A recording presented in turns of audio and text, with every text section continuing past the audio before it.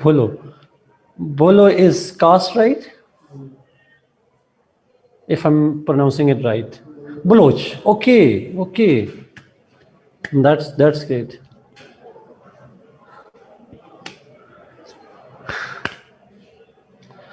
Okay जी, I guess हम 86 लोग हैं।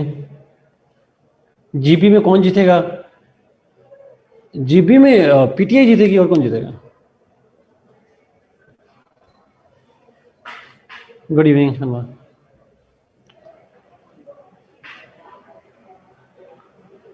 कस्बे हलाल और नसब परस्ती को समझते हैं? कस्बे हलाल का तो मुझे नहीं पता असमा। नसब परस्ती मतलब नसब परस्ती होती है जब आप अपनी एथनिसिटी को फॉलो करते हैं, अपनी कास्ट को फॉलो करते हैं, उसको हम नसब परस्ती कहते हैं। नहीं, मुझे मुस्लिम फिलोसफर्स की रीडिंग मैंने किसको सेंड करी थी? मैम राजिया को सेंड करनी थी? प्लीज मुझे बताइएगा। Hassan no chance. PPP yes के चांस हैं, साथ कोई शक नहीं है, बट पीटीए के चांस और पीएमएलएन का तो हर कोई चांस नहीं है। Will there be any implication in GP's election with respect to Kashmir?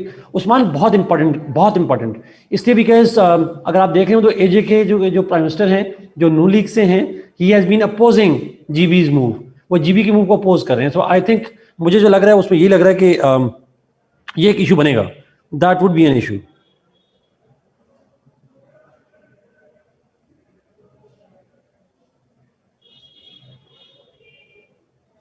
अच्छा, मैं अभी सेंड कर देता हूँ ये मिस जैन को बता देना, मिस जैन कह रहा हूँ, मिस राजिया को, कि ये कर दें बच्चों को send.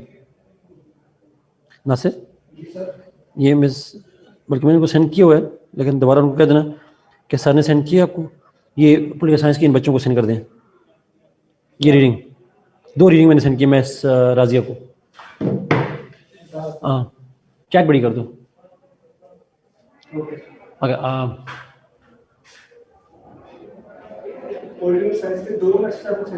2 message send. Michael Raskin की बुक तायरा ऑलरेडी पड़ी हुई है। हाँ, अभी करवा दो।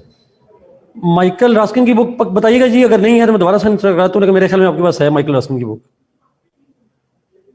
ये भी मैं फॉरवर्ड करता हूँ जी। जाजी ma'am, thank you ma'am. They they ma'am, दे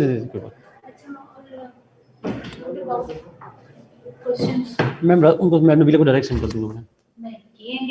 नहीं किए।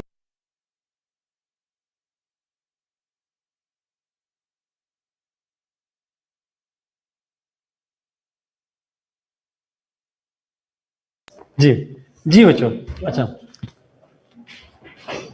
मैंने कर दिया जी उनको सेंड, आप किताब भी सेंड कर दिया है माइकल रास्किन की।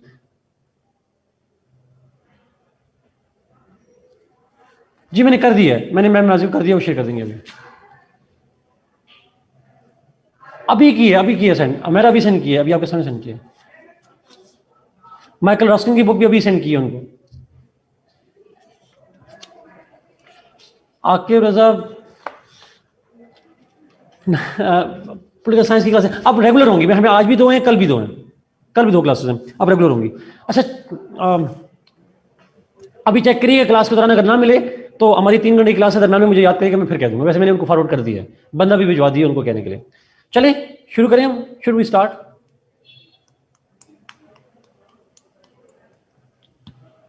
ओके, हमने लास्ट क्लास में डिस्कस किया था स्टेट का कॉन्सेप्ट, इस्लामिक स्टेट डिस्कस किया था, जहां तक मुझे याद है। नहीं, स्टेट भी डिस्कस किया था, ठीक है। Okay, let's move towards the evolution of state.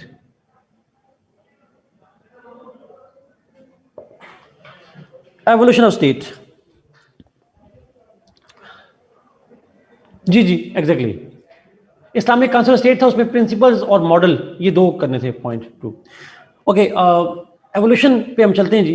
Evolution of state का कॉन्सेप्ट आज बड़े इंपॉर्टेंट लेक्चर हैं, बहुत इंपॉर्टेंट है आपके लिए। अच्छा, एवोल्यूशन पे एक बार चूंकि सवाल आता है कभी कभी, इसलिए इसकी हम बात करेंगे। एवोल्यूशन ऑफ स्टेट से मतलब है कि स्टेट की एवोल्यूशन कैसे हुई। अच्छा, एक बात तो ज़हन में रख लें कि जो एवोल्यूशन का कॉन्सेप्ट है, that is called the organic concept of state. Those who say that state has evolved are those who believe that state is organic in nature. फायदा अब हम इस्लामिक स्टेट पे नहीं है, अब हम इस्लामिक स्टेट से आगे चलेंगे. इस्लामिक स्टेट के अंदर दो ही पॉइंट थे, प्रिंसिपल्स और मॉडल्स, दैट्स इट. उस पर अलग सवाल आता है. अब हम जा रहे हैं स्टेट का कॉन्सेप्ट ऑफ एवोल्यूशन. ये अलग क्वेश्चन इस पे आता है. अब इसका इस्लाम से या इस्लामिक हिस्ट्री से लिंक नहीं है. नाउ स्टेट कैसे इवॉल्व होती है या होती रही है, जो लोग इस थ्योरी को मानते हैं कि स्टेट इवॉल्व हुई है, उनको हम कहते हैं कॉन्सेप्ट को ऑर्गेनिक कॉन्सेप्ट. अच्छा, मेरे एक सवाल का जवाब दीजिएगा. जो सोशल कॉन्ट्रैक्ट थ्योरी है, वो social contract theory organic theory है या इनऑर्गेनिक?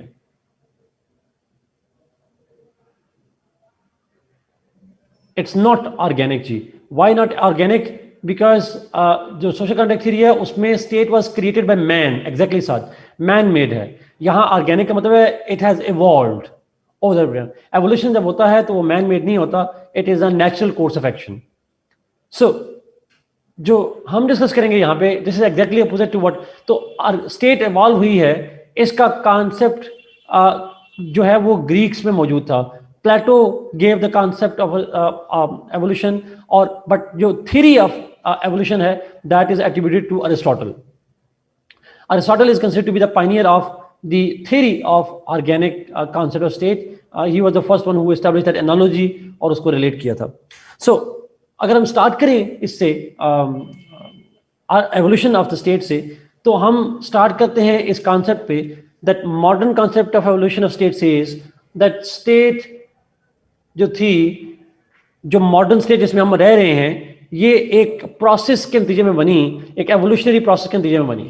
और वो प्रोसेस में जब हम इनिशियल स्टेट पे जाते हैं तो जो पहली स्टेट हमें नजर आती है, the first state that we know of was the state that was called family. The first state was actually the first family. When I say family, it means the people, and family means people, few people, like जिसमें spouses and their children. The spouses and their children, they constituted one family. ये theory कहती है कि जो दुनिया में पहले इंसान आए थे, इंडिविजुअल नहीं, दो नहीं, जब पहली फैमिली बनी, they started co-opting together, living together, and there were children that were produced. And ultimately that whole unit was called the family.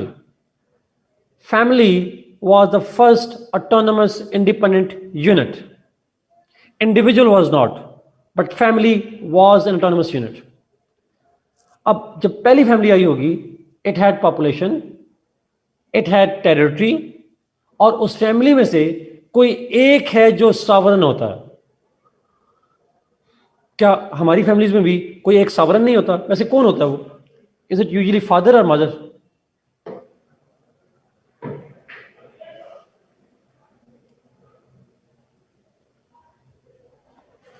Anybody? जो मदर,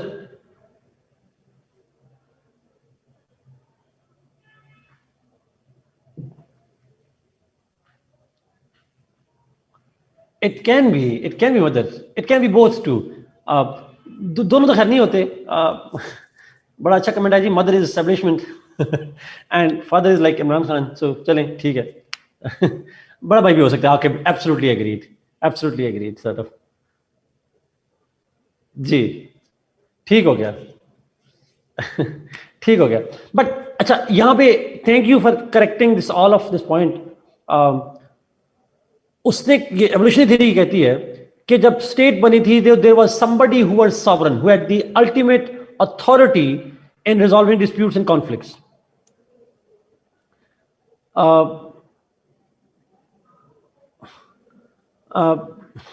मुझसे सवाल है जी, एम आई सॉवरन? मेरी 3 साल की बेटी है, आई एम मैरिड ऑब्वियसली, और 3 साल की बेटी जो है, तो मॉडर्न टाइम्स हैं, आप लोगों ने खुद ही कह दिया मॉडर्न टाइम्स में fathers are not sovereign. So इसलिए पूछने वाली बात नहीं है, it's understood. Okay, coming back to this point. जब पुराना जमाना था, in the ancient times, in the old times, जब पहली फैमिली बनी थी, when the first family was established, तो उस फैमिली के अंदर अब दो ऑप्शन थे, उसने कहा कोई सॉवरेन था, somebody was sovereign। अब यहां पे दो थ्योरीज हैं, सम से एग्जैक्टली ना, ये पब्लिक करें जरा कमेंट, अच्छा कमेंट किया आपने। एक थ्योरी को हम कहते हैं patriarchy,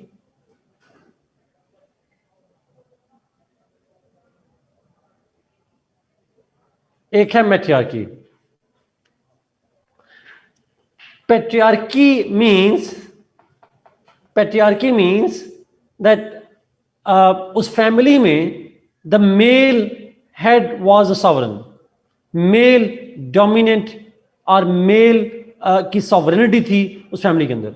and matriarchy means female had the dominant position, female was the sovereign. But whatever was the case, somebody, male और फीमेल, somebody was sovereign। इस पे डिस्प्यूट है who was sovereign, इस पे डिस्प्यूट है, लेकिन some say male, some say female, whatever was the case, but it was absolute confirmed that the family was sovereign। असल में प्री हिस्टोरिक फैमिलीज वर मैट्रियार्किकल, इसमें दोनों स्कूल ऑफ थॉट एग्जिस्ट करते हैं, इसलिए मैं इस पर नहीं जाऊंगा कि मैट्रियार्किकल वाली बात दुरुस्त है या पैट्रियार्किकल वाली बात दुरुस्त है ना, आप पेपर में लिखेंगे, दोनों स्कूल ऑफ थॉट एग्जिस्ट करते हैं, पैट्रियार्किकल भी मैट्रियार्किकल भी। तो फैमिली वाज, बट हमें इससे फर्क नहीं पड़ता कौन सॉवरेन था, हमारी कंसर्न नहीं है। हमारी कंसर्न ये है कि जब सॉवरेन बन जाता है, जब कोई सॉवरेन होता है तो स्टेट बन जाती है, because sovereignty distributes powers vertically, एक ऊपर एक नीचे, एक somebody is more powerful, somebody is less powerful, so top bottom approach आ जाती है, कमांड ओबे की बात आ जाती है, and this is what we call the state. So पहली स्टेट जो बनी थी that was the family. second important point, वो कहता है फैमिलीज जब बढ़ती गई from one family to multiple families. अच्छा, आपको पता है फैमिली में कौन कौन आता है, who comes in your family? अगर आपसे पूछूं do you have a family,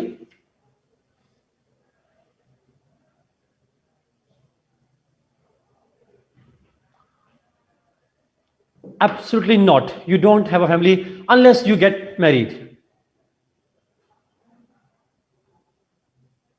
you will only have a family when you get married, you are part of your father's family।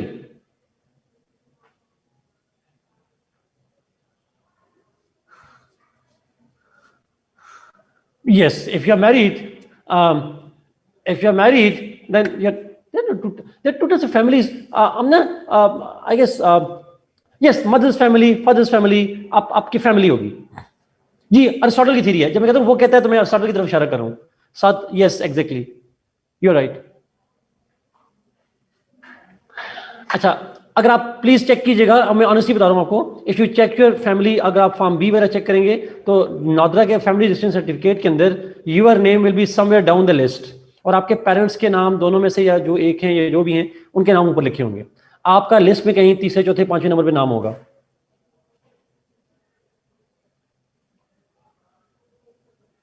हम ना ये सोशियोलॉजी में पढ़ते हैं या इसको किस तरह से पढ़ते हैं, मुझे इसका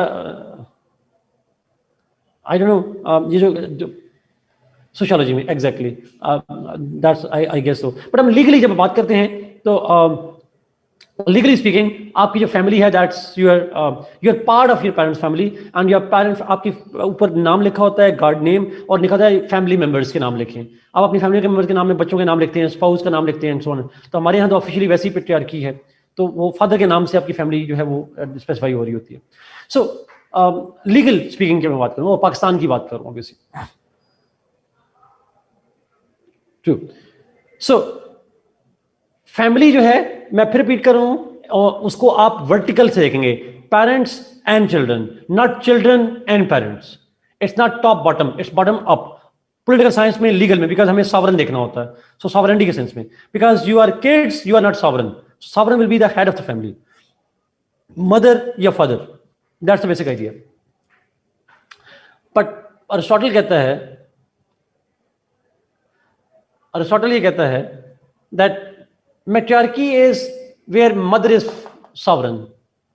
जहां मदर सॉवरन हो मैट्रियार्की कहलाती है, जहां फादर सॉवरन हो पैट्रियार्की कहलाती है। Now family over the period of time, family over the period of time grows in numbers, बच्चों की शादियां, उनके family members and all that, and when the number grows, the family members increase, then that family turns into what we call the clans. Clan is an extended family.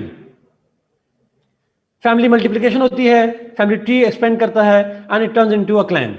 अच्छा, clan is not just the aggregate of families, clan is not just the aggregate of the families, it is a whole unit.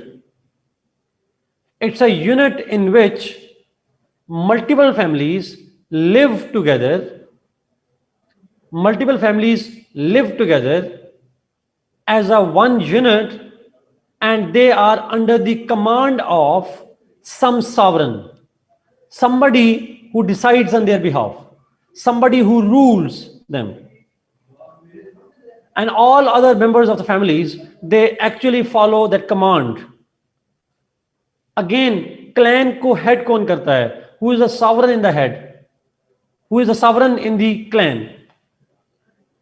Same theory, patriarchical, matriarchical. अगर some scholars से it's the male head, some से it was the female head, the some of the एक difference of opinion मौजूद है इसके ऊपर, patriarchical matriarchical. But clan was the second unit consisting of multiple families but are an autonomous independent unit headed by some sovereign.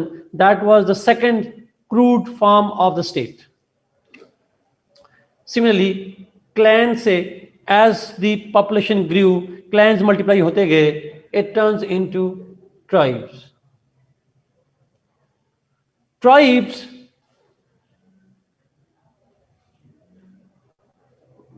ये क्या है, हमें नहीं पता इस लैंग्वेज का। Tribes were multiple clans. Tribes were multiple clans, and those multiple clans, they got together to form one single unit. Those clans formed one multiple unit and established an autonomous unit of tribe. Multiple clans formed tribe, but tribe was again not just the aggregate of clans, rather it was a complete independent unit. I repeat this point. Tribes were not just the aggregate of clans, it was in fact the complete autonomous independent unit. Politically organized, where power was vertically distributed and it was headed by some sovereign.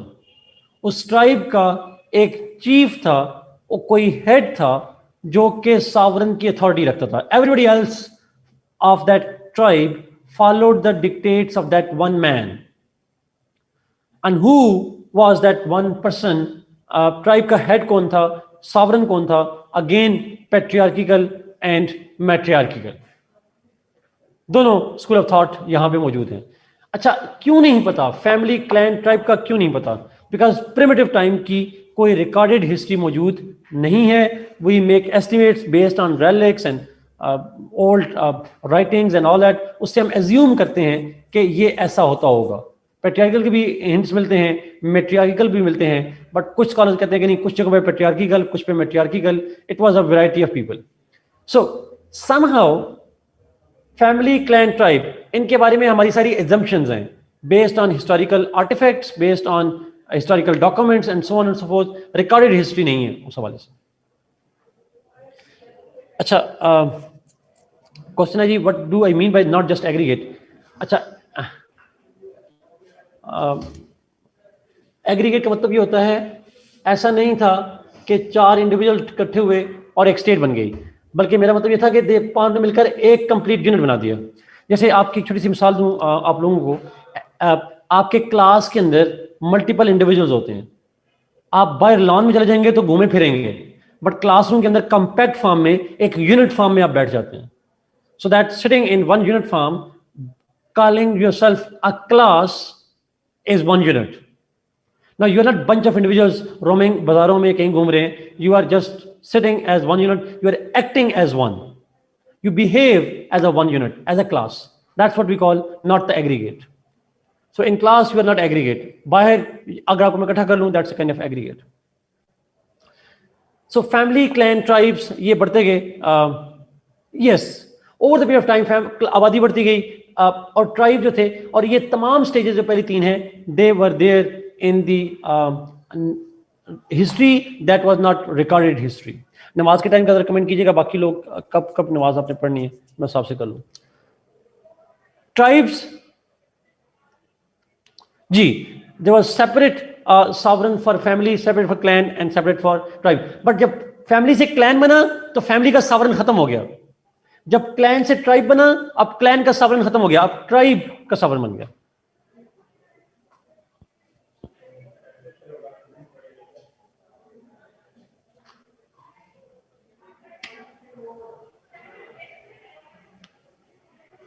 Mostly बच्चों ने नमाज पढ़ ली है जी.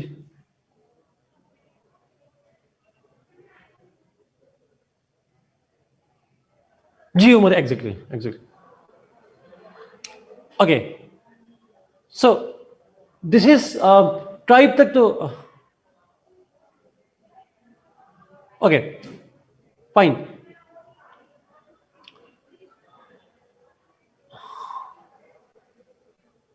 जी तो tribes तक तो हम बात आ गई, ट्राइब्स तक तो बात हो गई सारी की सारी.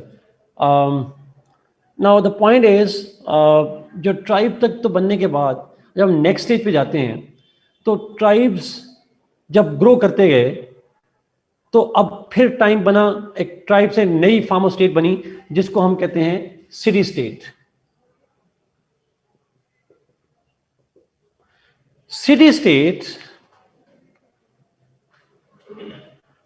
City states were the first states in the recorded history. City states were the first states in the recorded history of the human beings.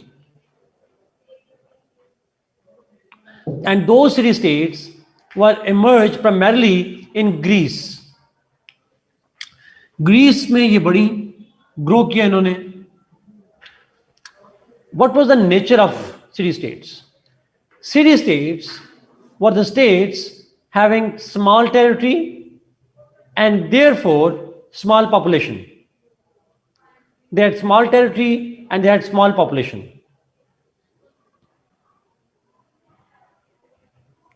Simple लफ्जों में हम पढ़ चुके हैं ग्रीक की दफा, a city that was having a complete autonomous independent status of a state.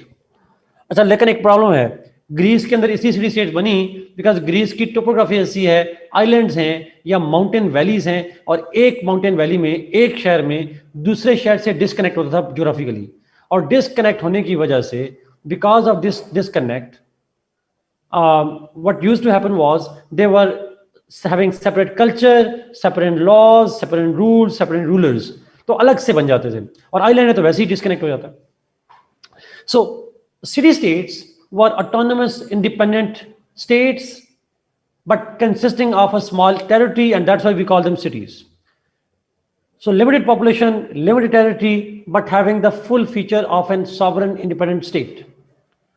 लेकिन question ये था कि सिटी स्टेट्स में ग्रीक्स में है टाइम फ्रेम कौन सा. So the time frame is around 1000 BC. Around 1000 BC में सिटी स्टेट्स वर एस्टेब्लिश्ड और दे कंटिन्यूड फॉर ओवर 1000 years. 1000 साल तक तकरीबन नहीं है सिटी स्टेट का कॉन्सेप्ट रहा है, और उसके बाद वो किस में ट्रांसफॉर्म हुआ उस पर हम बाद में जाएंगे. But just to give you few examples, आप 2-3 एग्जांपल्स जरूर लिखिएगा. आप लिख सकते हैं एथेंस के एग्जांपल लिख सकते हैं, आप स्पार्टा के एग्जांपल लिख सकते हैं. These were the two most prominent of different city states that existed in Greece at that time. Athens, Sparta. Around 1000 BC के करीब जो है वो ये सिटी स्टेट का कॉन्सेप्ट रहा. Now city states were actually enlarged tribes. जब tribes बड़े हुए, grow किया तो city state बनी. The population was greater than the tribes, but obviously less than what is today. और rule क्या था? Government का system क्या था? What was the system of the government in it? Now, there was no uniform system in the Greek city-states. There was no uniform system. Different Greek city-states had different systems. For example, they had direct democracy. There was direct democracy, and there was also monarchy. And Sad, I absolutely agree with you on this one. At the time of Aristotle, not necessarily all the time, but at the time of Aristotle, there were 6 types. लेकिन throughout Greeks में 6 types थी, ये जरूरी नहीं है. It is not necessary at that time. So whatever is the case, हम ये समझते हैं कि हम इसको जुमलों में एक कहेंगे कि there was no fixed or limited number of types of governments over there. They varied from state to state and from time to time. Some of them are, आप डायरेक्ट डेमोक्रेसी कह सकते हैं, आप अरिस्टोक्रेसी कह सकते हैं, आप monarchy कह सकते हैं. You can call it whatever you like. So ये बेसिकली सिटी स्टेट्स का कॉन्सेप्ट था जो ग्रीक्स के टाइम पे रहा until 1000 BC. But from 1000 BC up to the birth of the Christ, city states were रही, but city states then transformed into what we call empires. Slowly and gradually, city-states expanded themselves to establish what we call the empires. One of the most ancient empires was the Roman Empire, and also the empire established by Macedonia, जिसको Alexander's empire कहते हैं, और वो Roman empire ही में convert हुई बाद में जाके. But Roman empire was one of the oldest empires of the time, and it was established just before the birth of the Christ. It was established, so जो empire system था, that started happening and establishing during the life of Aristotle. Aristotle की life में, यानी उस time पे Alexander was the first one who started expanding the territories, and who was the first one to have established the large states जिनको हम empires कहते हैं. So Roman Empire से शुरू हुआ काम, then it turned into a Holy Roman Empire, then Persian Empire, then the Muslim Empire, और फिर उससे आगे चलते जाएंगे तो different European empires भी बनती रहीं. So this empire system lasted for almost more than 1000 years. बल्कि in fact, if I say it lasted approximately 2000 years. It lasted approximately for around 2000 years. अच्छा, लास्ट मेजर एम्पायर जो establish करने की कोशिश की गई वो हिटलर की तरफ से थी, बल्कि अमेरिकन तो रशियन सोवियत यूनियन को भी एक एम्पायर कहते हैं, बट हम उसको नहीं कहेंगे. Last empire was abolished in world war 2. So different empires were established over the period of time over there. अब एम्पायर है क्या, इसकी कैरेक्टरिस्टिक्स क्या हैं? It lasted for around 2000 years, yes. With the birth of Christ, it lasted up to the 20th century. Empires के main feature क्या थे? Empires mostly consisted of monarchies. Sometimes those monarchies were constitutional, but mostly they were hereditary monarchies. Some monarchies were constitutional, but mostly they were hereditary monarchies. अच्छा, लेकिन empires had large territories,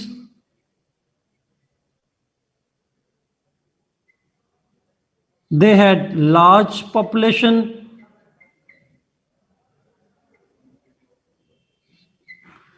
and they had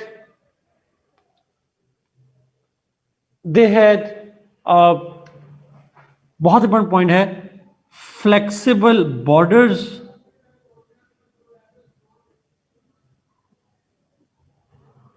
उनके flexible borders थे. अब मैं explain करूंगा इन सबको. And lastly, they had what we call fluid boundaries.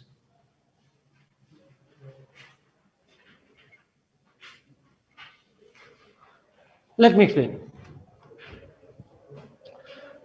Now, थी उनमें mostly monarchy, form of government was monarchy, चाहे वो constitutional हो या hereditary monarchy हो, but empires were expanded territories. They consisted of vast areas and vast territories under them.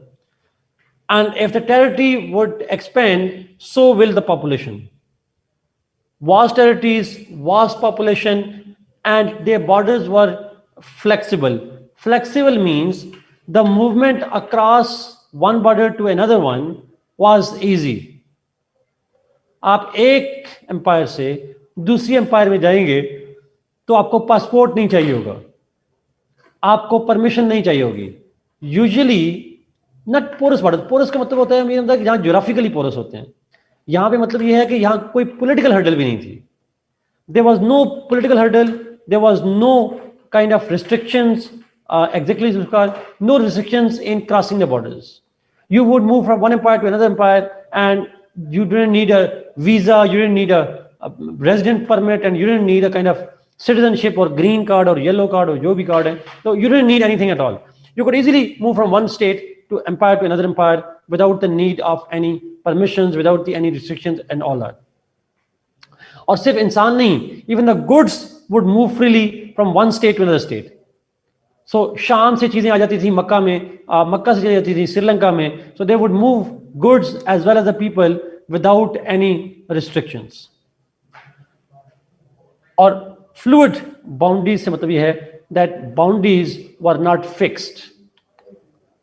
So if a state's boundary was at one given time in a one particular place, then it would either expand or it would shrink over the period of time. ये expand भी हो सकती है, ये shrink भी हो सकती है. It can happen anywhere. It can happen anywhere. It can move in any direction. So the boundaries were not fixed. इसीलिए तो मैकियावेली ने फिर एक जुमला कहा था, state must expand or expire. एक स्टेट को अपनी बाउंड्रीज को एक्सपेंड करना चाहिए या वो एक्सपायर हो जाएगी. Yes, it is because of the conflicts with others, and it was what we call the inherent clashes between empires. True, the empires would always be in search of expanding their territory, expanding their influence, and they thought that their survival depends upon their expansion. So ये जो expansion है, that was the basic idea. इसलिए अगर एक empire expand हो रही होगी तो कोई दूसरी श्रिंक हो रही होगी. So they never had a kind of fix ones. So ये मेन फीचर्स हैं जी. मोनार्की थी, टेरिटरीज लार्ज थी, पॉपुलेशन ज्यादा थी because they had expanded territory. Anybody, any people and goods could move across the borders, and lastly boundaries kept on changing. Sometimes boundaries were expanding, sometimes boundaries were shrinking. कभी आज की empire की boundary expand है, कभी कम हो गई, कभी ज्यादा हो गई. It would keep on changing mainly because of wars and conflicts. Now this is what we call the empire system. Is it clear जी? एम्पायर वाला सिस्टम क्लियर?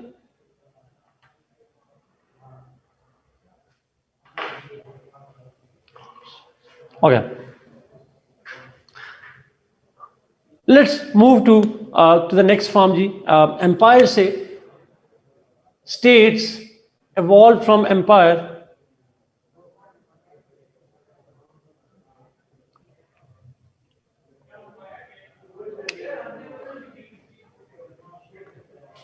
अच्छा, एक क्वेश्चन जो आपके रह गए ये आखिर में दोबारा पूछ लीजिएगा, मैं दोबारा बता दूंगा. अच्छा, move towards empires, move towards what we call modern state, or we call it nation states. Empires evolved into what we call the modern states or the nation states. Modern state or nation state means, modern state or nation state means a state that we live today, जिसमें हम आज रह रहे हैं. This empire system started transforming into modern states somewhere into the 14th and 15th century in Italy. Italy के अंदर in Italy in Italy in the 14th and 15th century, empires transformed into gradually but slowly gradually they transformed into modern state. अच्छा, अब ये जो transformation है from empires to modern state, this started happening in Italy, but the most important and catalytic feature of this transformation was the Treaty of Westphalia, which was signed in 1648. Exactly. जी भाई, 1450 century. Sir, absolutely. Treaty of Westphalia.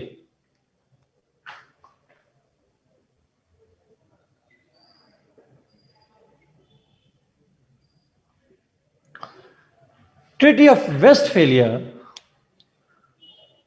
तो modern state बनने का process तो 14th और 15th century में Italy में शुरू हो चुका था, नॉर्दर्न इटली में, बट उस process towards establishing a modern state, उसमें सबसे इंपॉर्टेंट जो इवेंट है, सबसे important event, that is called treaty of Westphalia in 1648.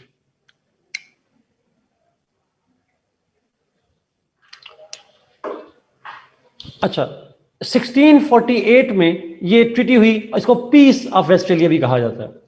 This treaty ended the 30 years war in Europe.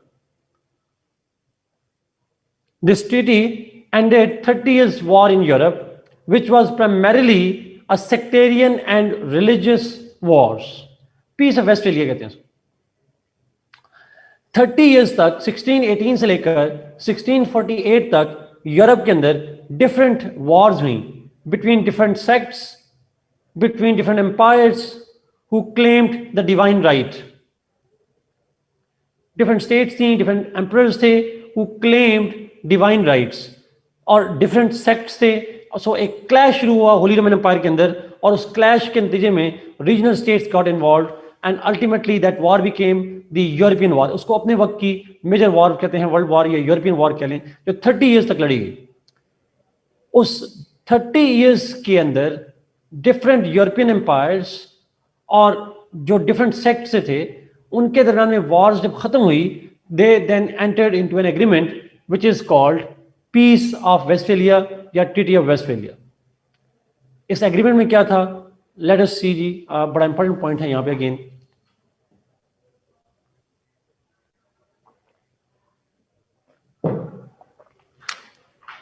And Treaty of Westphalia, it was decided by the Europeans that they will follow certain rules in their states. They agreed to establish some norms and some principles for the statecraft. One, concept of nationhood was defined. This treaty stated that all those people living within the boundaries of the state, all those people living within the boundaries of the state shall be one nation. एक मुल्क की territory के अंदर तमाम रहने वाले लोग nationhood करेंगे. One state will have one nation, and there will be no difference, on the basis of ethnicity, on the basis of religion, sect, etc. Whatever is your religion, whatever is your sect, but you are part of one nation. So some common bond was developed among the people, and that bond among people was developed by the common territory.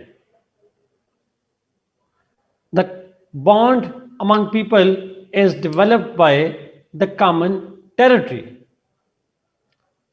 अच्छा, तो एक territory के अंदर रहने वाले लोग, चाहे वो किसी भी मजहब से हों, उन तमाम की आइडेंटिटी सेम है, तमाम की आइडेंटिटी सेम है, तमाम की कॉन्सेप्ट ऑफ नेशन सेम है। सो टेरिटोरियल नेशनहुड का कॉन्सेप्ट जुल्फिकार, या इसको टेरिटोरियल नेशनलिज्म का कॉन्सेप्ट कहते हैं, जो इलामा इकबाल में मैंने आपको बताया था। सो टेरिटोरियल नेशनलिज्म का कॉन्सेप्ट यहां पे ट्रीटी ऑफ वेस्टफालिया के अंदर डिफाइन हुआ। इसीलिए मॉडर्न स्टेट का नाम भी है nation state, which simply means one state is equal to one nation or one nation is equal to one state. अब इसको यहां पे डायरेक्ट तो नहीं है, बट आप जरूर प्लीज रिलेट कीजिएगा। टू नेशन थ्योरी का जब कहा गया तो जना साहब और मुस्लिम लीग कहती रही there are two nations in India. तो अगर इंडिया में दो नेशंस हैं, can there be one state in it?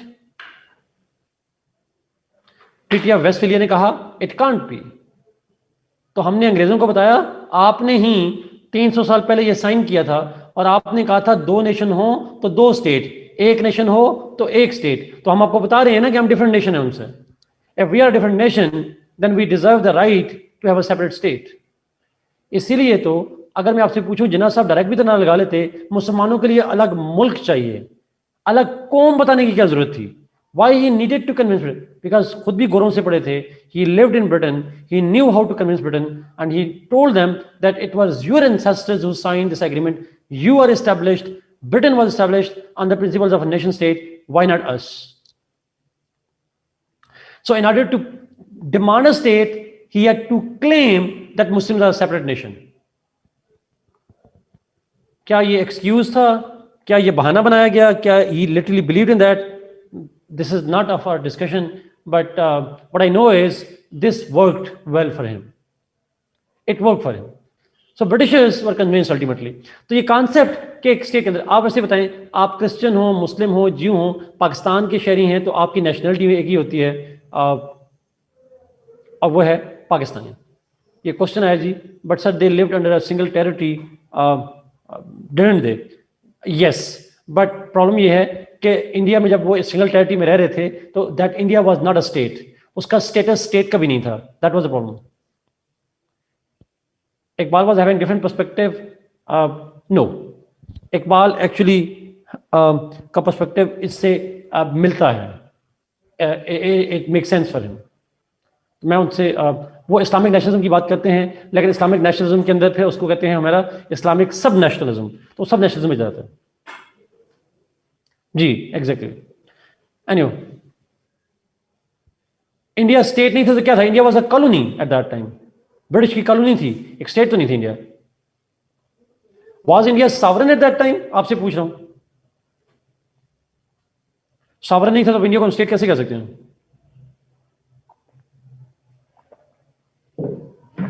तो हम दो को में इसलिए कह रहे थे बिकॉज हम एक स्टेट नहीं थे, स्टेट के अंदर एक नेशन होगी। अब यही कहा कि इस कॉलोनी को आप स्टेट बनाने जा रहे हैं तो एक स्टेट नहीं होनी चाहिए, दो। Why two states? Because there are two nations. तो ये कॉन्सेप्ट नेशनहुड का डेवलप हुआ सबसे पहले।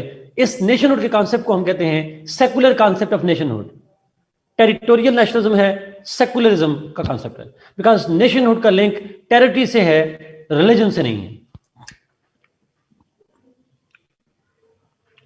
सेकंड,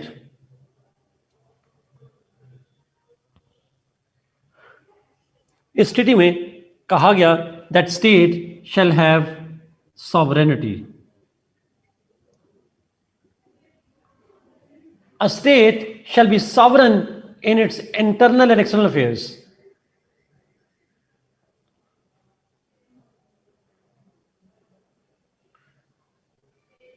जी नोबल, एग्जैक्टली। अच्छा, असल में इसको रिपीट करता हूं आसान लफ्ज़ों में। अब पाकिस्तान को आप साइड पे रखिएगा। नेशनहुड का मतलब यह है कि ट्रीटी ऑफ वेस्टफालिया में कहा गया that all those people living within the territory shall be called one nation. All the people, whatever is their religion or caste or creed, they shall be called one nation. So one state will have one nation. So concept of nationalism, the concept of nationhood, that was developed in Treaty of Westphalia. Simple. दोबारा सवाल आया जी। Exactly, that was what was done जी। अच्छा, but they were living under the one territory, so how can they be a separate nation? Again, मैंने पहले भी repeat किया, separate nation के लिए सेपरेट स्टेट का होना जरूरी है, टेरिटरी का होना जरूरी नहीं है. One state must have one nation, one state must have one nation, but one territory will have one nation और टू नेशंस. टेरिटरी का लिंक नहीं कर रहा मैं, स्टेट की एक नेशन होनी चाहिए. और इंडिया में चूंकि एक टेरिटरी है, स्टेट नहीं है, लेकिन इस टेरिटरी के अंदर दो नेशन बनती हैं, तो जब यहां से अलग होकर जाएंगे तो दो स्टेट बनाकर जाएं. ये आर्गुमेंट था सर. यस,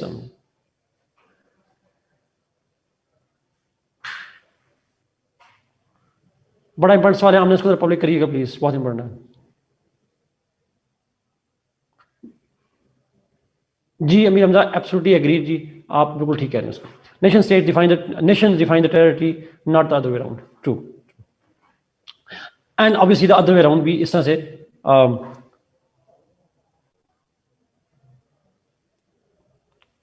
आमना का क्वेश्चन में पढ़ लेता हूँ जी. Yes, there was no concept of nation on religious basis in Westphalia, then how this apply in our movement. Because Amna हमने क्या किया उसके अंदर, हमने उसको अडॉप्ट किया, कस्टमाइज किया, अल्लामा इकबाल का नजरिया लगा दिया.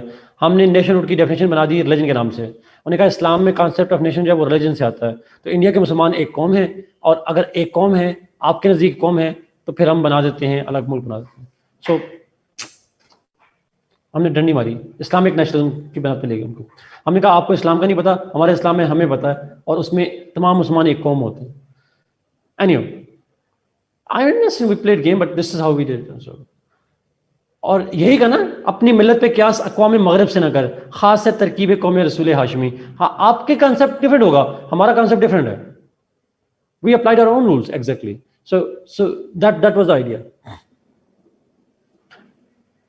तो सॉवरेनिटी के ऊपर जाते हैं.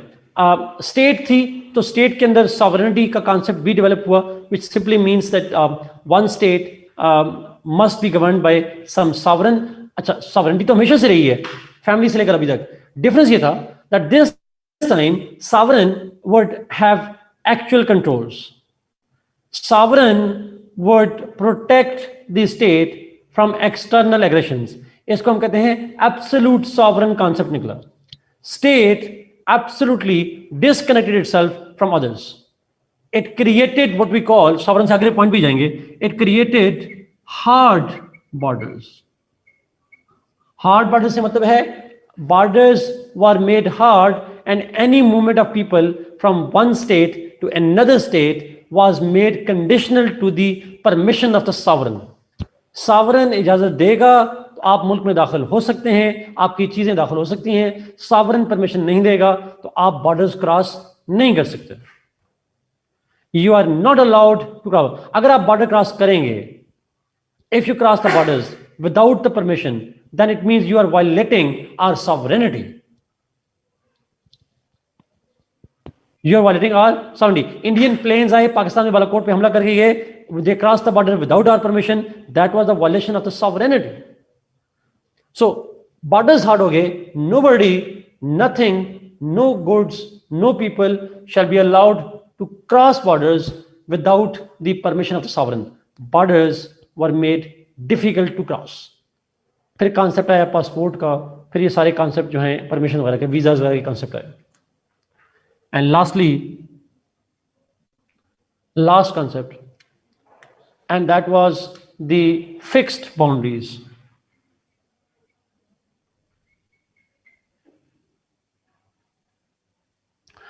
Boundaries were demarcated and fixed. States were now not allowed,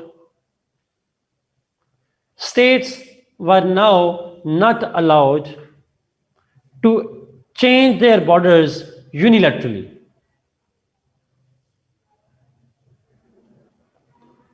The borders were fixed and states were not allowed to change their borders unilaterally. आप अपनी बाउंड्री डिमार्केट कर दी, आपकी ये आपकी बाउंड्री है, ये हमारी बाउंड्री है. आप बाउंड्री चेंज करना चाहते हैं दूसरी स्टेट से, आप बढ़ना चाहते हैं, एक्सपेंड करना चाहते हैं, आप अकेले नहीं कर सकते. हाँ, अगर दूसरी स्टेट अपनी टेरिटरी आपको दे दे, दूसरी स्टेट आपके साथ मर्ज हो जाए, it's up to them, but you have no right to expand your boundary unilaterally. And that is what we call the concept of fixed boundaries. सो ये मेन पॉइंट्स थे जो ट्रीटी ऑफ वेस्टफेलिया के अंदर fix कर दिए गए, और इसके नतीजे में जो स्टेट बनती है उसको हम कहते हैं अ मॉडर्न स्टेट या concept of nation state. Please Taimur इसको पब्लिक करें क्वेश्चन को। मैं इसी पे आने लगा था। 2-3 रिसेंट एग्जांपल हैं जी जब स्टेट्स ने इस लास्ट पॉइंट की वायलेशन की, फिक्स बाउंड्रीज के कॉन्सेप्ट की वायलेशन की। One of them was raised bye a question over here, जो प्राइवेट में मैसेज आया। This Indian merger of Kashmir, this annexation of Kashmir by India is exactly violation of the modern rules of the state. Modern state, अब अगर कश्मीर पे सवाल आए तो nation state के कॉन्सेप्ट की जिसमें बाउंड्रीज डिमार्केशन फिक्स कर दी गई, India unilaterally change the boundaries, and this is a clear example of India deviating from the modern principles of state. Absolutely. कोई और मुल्क जिसने ऐसा किया हो, इधर इंडिया द स्टेट।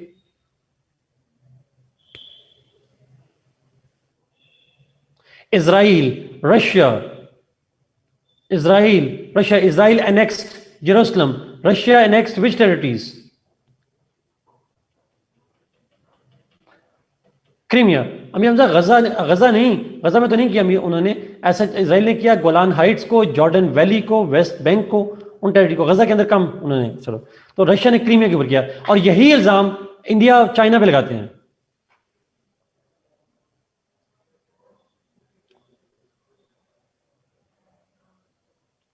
लद्दाख पे एग्जैक्टली क्वेश्चन है जी, हमें क्यों डर लगता है कि इंडिया अटैक करेगा? बिकॉज दुनिया भर में स्टेट्स लॉ इस प्रिंसिपल की वायलेशन करती हुई हैं। There are lots of states who violated. Russia ने वायलेशन कर दी, क्रीमिया पे कब्जा कर लिया। Iraq tried to do so in Kuwait.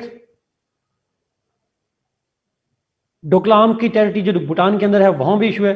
So states ऐसी वायलेशन कर लेती हैं, it may happen with that.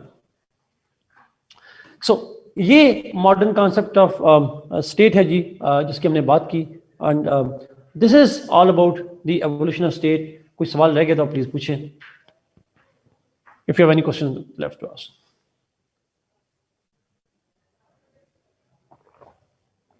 अच्छा, एक तो क्वेश्चन प्लीज पब्लिक करें, क्या करें ताकि सबको आइडिया हो जाए। मैं जवाब पास कर जल्दी में बोले तो समझ नहीं आती। इट्स अ रिक्वेस्ट प्लीज, अगर आप समझते हैं कि कर सकते हैं तो। एक क्वेश्चन आया, this treaty is followed by whole world और it's a European treaty? It's a European treaty, but gradually it was followed by everybody.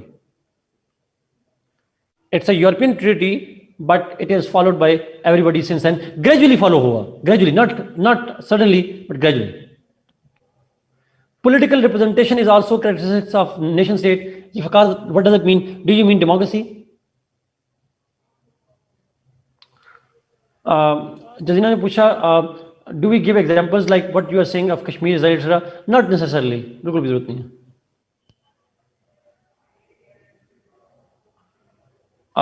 बिल्कुल होगा अमीर हमजा, बिल्कुल होगा, बिकॉज मॉडर्न स्टेट की बुनियाद ही इसके ऊपर है।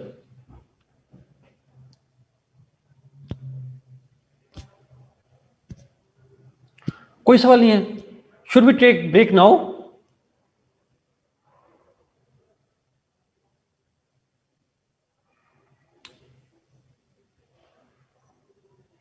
सात बजे डन, 7 बजे। अच्छा जी, दीज आर 4 पॉइंट्स जी। Types of monarchy please. मैंने कहा था कॉन्स्टिट्यूशनल मोनार्की और हेरिडिटरी मोनार्की।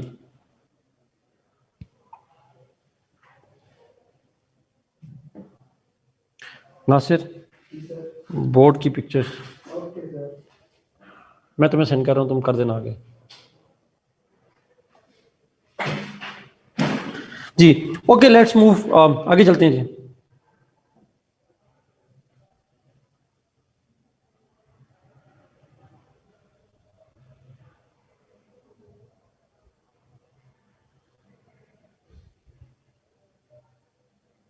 नासिर मैंने आपको सेंड कर दिया।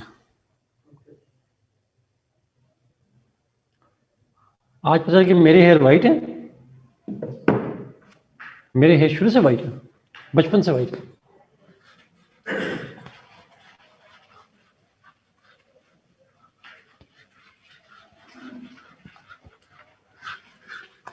ओके,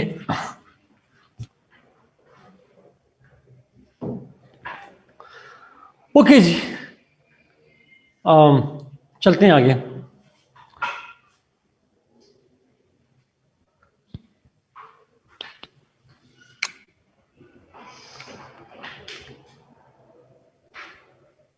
फैशन, बुजुर्गी, कमेंट करते नहीं ये जब सीएसए का रिजल्ट आएगा ना फिर मैंने कमेंट करना है, कोई बात नहीं, ये फैशन था, फेल होना, कोई नहीं,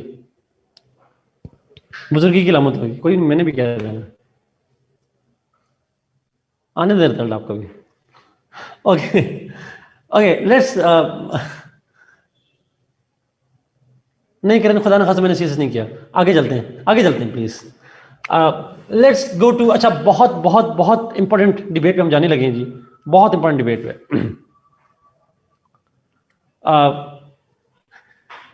अच्छा हम डिस्कशन जब अभी करेंगे गवर्नमेंट के ऊपर, अच्छा ये प्लीज ऑल ऑफ यू जो इस वक्त खाना खा रहे हैं, ड्राइविंग कर रहे हैं, कुछ भी कर रहे हैं, प्लीज ये पॉइंट गौर से सुनिएगा प्लीज, प्लीज इसको जरूर करिएगा, सुनिएगा, क्योंकि ये जो अभी डिस्कशन हम करेंगे अभी इसके बाद की पेपर 2 आपका आधा इस डिस्कशन पे डिपेंड करेगा। हाँ मैंने मैकडैले को कहा है, उसकी गाड़ी को, शहबाज की गाड़ी को साइड पे कर दी। अच्छा नाउ क्वेश्चन इज कि जो आपकी ये डिस्कशन है ये आपका आधा पेपर 2 करेगी। इनफैक्ट आपको पेपर 2 बहुत मुश्किल लगेगा अगर आपको ये समझ नहीं आएगी तो प्लीज मैं फिर रिपीट करूं बार बार, you will not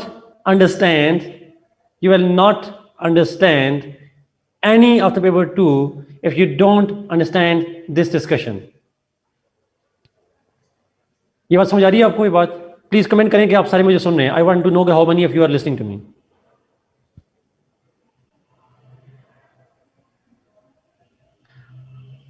okay great, ठीक हो गया, यकीन हो गया मुझे, जाग रहे हैं। अच्छा अब सुनिएगा प्लीज, हमने डिस्कशन करनी है गवर्नमेंट के ऊपर।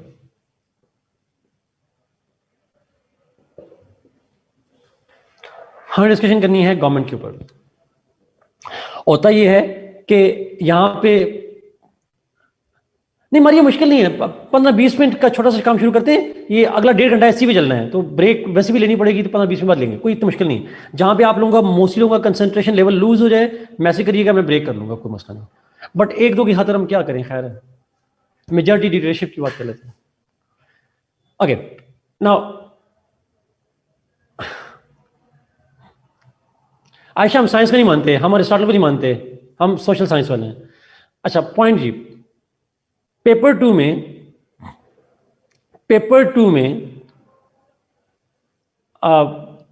जो बेसिक डिस्कशन है पेपर 2 में वो है कॉन्स्टिट्यूशंस के ऊपर। और जितने कॉन्स्टिट्यूशंस हैं उनके अंदर मोस्टली सवाल जो आते हैं वो आते हैं उनकी गवर्नमेंट्स के फंक्शंस पे, उनकी गवर्नमेंट्स के इलेक्शंस पे, एटसेट्रा एटसेट्रा एटसेट्रा, उनकी गवर्नमेंट के मामला पे, mostly, not always but mostly questions. अब मसला ये है कि उसमें मैक्सिमम आपने 2 सवाल करने होते हैं, मिनिमम 1-2 सवाल करने पेपर 2 में जाके, बट 2 सवाल का मतलब है 50% of the paper will be done if you understand this thing. Paper 2 का 50% आपको अंडरस्टैंडिंग हो जाएगी यहां पे।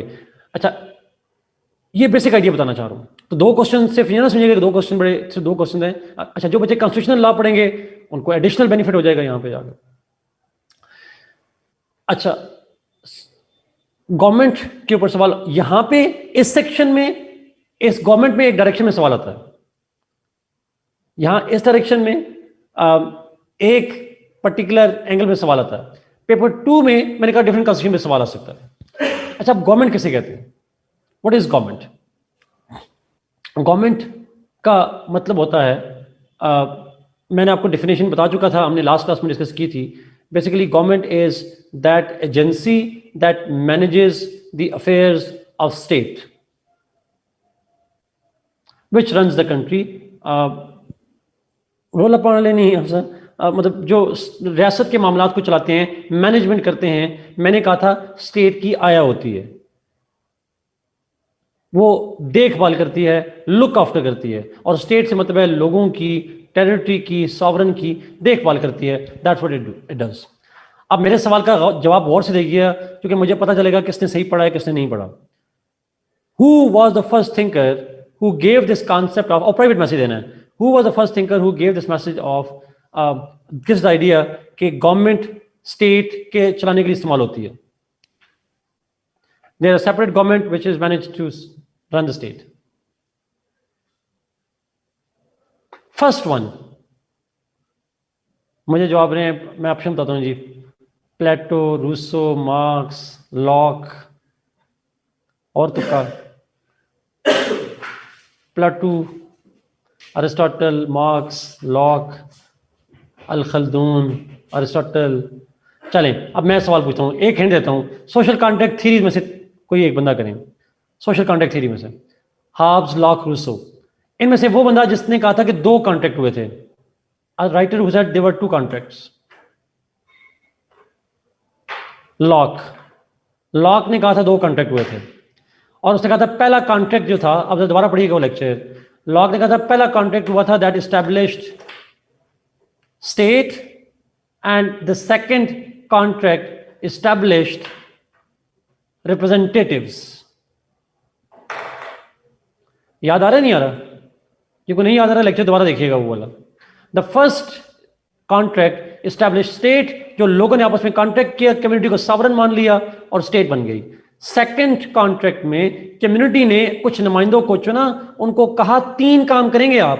क्या तीन काम दिए गए उनको? आप बताएं जरा, अगर याद आ गया तो दोबारा। Umar, exactly, life, liberty, security of life, security of liberty and property, ये तीन काम करने का काम कहा गया उनको। इट हैड टू गवर्नमेंट का काम। स्टेट बनी थी प्रॉपर्टी डिस्प्यूट के लिए, उस्मान जो आपने कहा, state was established to resolve property disputes. Government बनी थी ताकि प्रॉपर्टी की वजह से लाइफ को खतरा, लिबर्टी को खतरा, और हमारी जो प्रॉपर्टी उसको खतरा है, उसके लिए फिर उसने काम करना था। सो कॉन्सेप्ट ऑफ गवर्नमेंट जो पायनियर है वो है John Locke. John Locke was the Pioneer of the modern concept of the government, and he was the one who defined the role of the government which is meant to serve the people of the state. That's what it does. अच्छा, government के जो functions हैं, they are divided into three main organs. Government ने अब it has to look after the state. State की आया है, इसने देखभाल करनी है, तो देखभाल करने के लिए इसने तीन इदारे बनाए हुए हैं, three organs. Legislature, executive, judiciary. Legislature, executive and judiciary, ये तीन ऑर्गन हैं, and collectively it is called organs,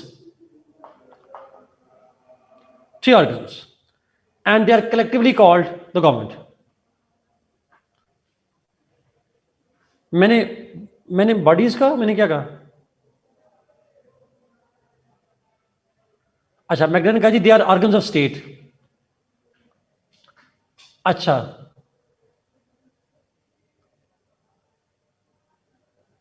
अब जरा आते हैं जी, ये ऑर्गन्स ऑफ गवर्नमेंट हैं या ऑर्गन्स ऑफ स्टेट हैं? अब बताएं। They are organs of government, not state. Absolutely not. State के नहीं हैं. They are the organs of the government. मतलब, जरा सुनिएगा प्लीज, मतलब समझाता हूं इसको। हाउ, कैसे? गवर्नमेंट का काम है आवाम की देखभाल करना। गवर्नमेंट का काम है अवाम की देखभाल करना, और गवर्नमेंट अवाम की देखभाल करने के लिए, अच्छा ये बात ठीक कह रहे हैं जी, क्वेश्चन आया, आप स्टेट और गवर्नमेंट के दरमियान में डिफरेंस बता दें तो ज्यादा अच्छा हो जाएगा। Let me put it here. State और government, It's a broad concept, or government is part of it, सब part of state. ऐसा ही है? Is it true? स्टेट के 4 एलिमेंट्स होते हैं, गवर्नमेंट उस 4 में से एक हिस्सा है, छोटा सा, it is one part of it. अच्छा, state has sovereign. Is government sovereign? Absolutely not. No. It is subordinate to the sovereign. It acts under the command of the sovereign. It cannot go under the sovereign. अच्छा, तीसरी चीज, state is permanent, government is temporary. State is permanent and government is temporary. अच्छा, government जो है वो आती जाती रहती है, स्टेट मौजूद रहती है. स्टेट मौजूद रहती है. आज पीटीआई गवर्नमेंट है, पहले नवाज शरीफ की थी, पहले पीपल्स पार्टी की थी.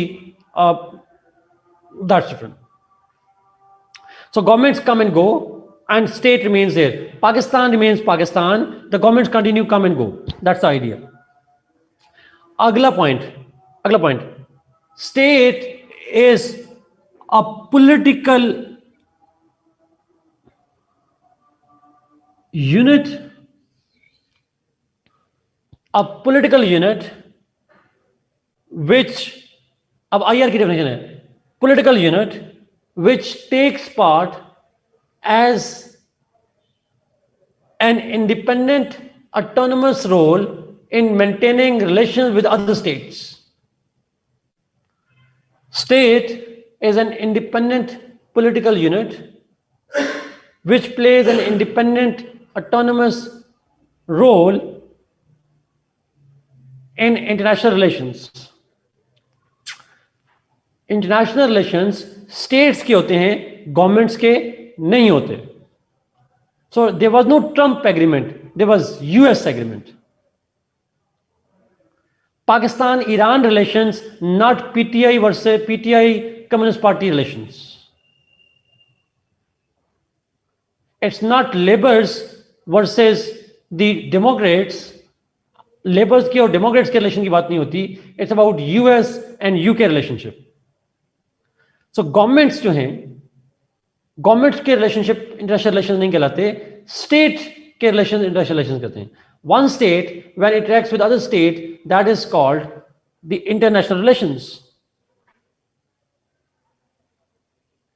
यस अली, एब्सोल्युटली, बिल्कुल ठीक है आपने, बड़े अच्छे लफ्ज़ हैं आपके. मैं इसको कोट करूंगा अली हमजा के वर्ड्स को. अली का states act through government. Yes, state is represented by the government. मैंने लफ्ज़ यूज किया लॉक का, रिप्रेजेंटेशन. कम्युनिटी को रिप्रेजेंट करती है, स्टेट को रिप्रेजेंट करती है government. It represents the, it acts on their behalf. जिसको अथॉरिटी लेटर दिया जाता है, हमारे बिहाफ पे आपने ये काम करना है. Sort of. Is it clear जी? ये समझ आ रही बात की? तो सुप्रीम स्टेटस किसका हुआ, स्टेट का या गवर्नमेंट का? स्टेट का. गुड. स्टेट के 4 एलिमेंट्स हैं. स्टेट के 4 एलिमेंट्स हैं और वो 4 एलिमेंट्स हम पढ़ चुके हैं. Population, territory, government, sovereignty. उसका एक एलिमेंट है गवर्नमेंट. अब गवर्नमेंट आगे कितने पार्ट्स पर है? 3 पार्ट्स पर. मैं सॉरी अगर आप मुझे एक सिंपल लैंग्वेज में इस्तेमाल करने दें. तो ये जो लेजिस्लेचर, एग्जीक्यूटिव, जुडिशरी हैं, ये गवर्नमेंट का हिस्सा है और गवर्नमेंट स्टेट का हिस्सा है. तो आसान समय स्टेट इनकी दादा दादी बन जाते हैं. आप समझ आ रही है बात क्यों? इससे आसान नहीं हो सकता सॉर्ट ऑफ. ओके, अब आगे चलते हैं थोड़ा सा.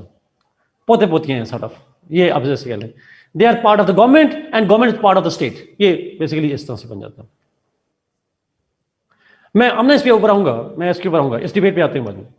पहले ये चीज अंडरस्टैंड करेंगे, लेजिस्लेचर, एग्जीक्यूटिव, जुडिशरी, ये हम कहलाते हैं गवर्नमेंट के 3 ऑर्गन्स। अच्छा, लेजिस्लेचर का बेसिक काम है लॉ मेकिंग, एग्जीक्यूटिव का बेसिक काम है लॉ एग्जीक्यूशन, जुडिशरी का बेसिक काम है लॉ एडजुडिकेशन। जी डायरेक्ट मैं आपकी बात समझ गया हूं, मैं उसी वक्त आपने जब कहा था मैं उसी वक्त समझ गया था, बट मैं इस पे ऊपर अभी आऊंगा। लेकिन अभी बच्चों को समझाना है ना, मैंने एबीसी से समझाना है। शायद आपका लॉ का बैकग्राउंड हो, मेरा ख्याल है, मुझे लग रहा है, बट बाकी बच्चों को शुरू से समझाऊंगा।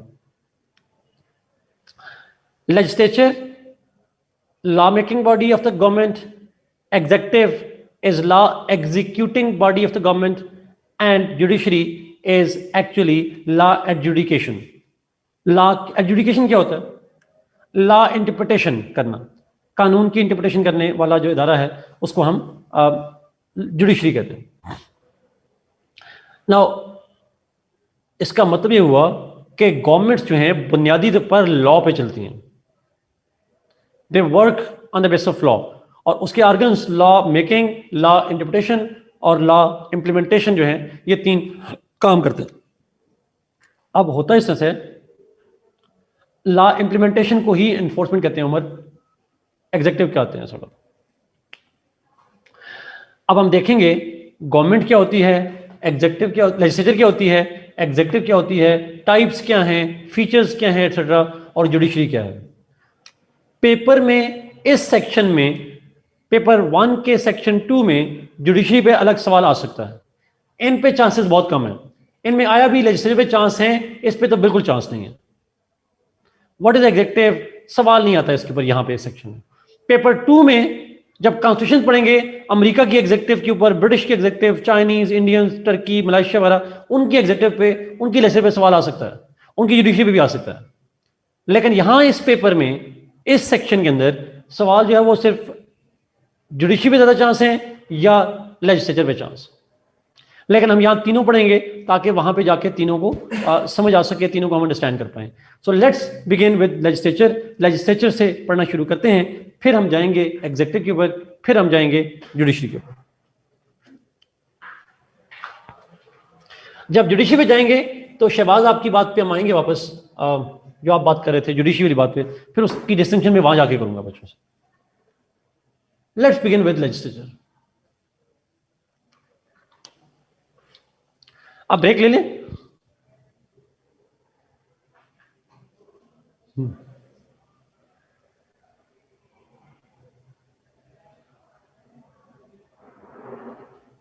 अभी स्टार्ट नहीं किया, फ्लो नहीं टूटेगा। Okay, let's take break, 7 minutes की ब्रेक लेते हैं, या 7 PM शार्प। लेट्स, नहीं 7 मिनट की ब्रेक काफी है, 7 मिनट्स की ब्रेक।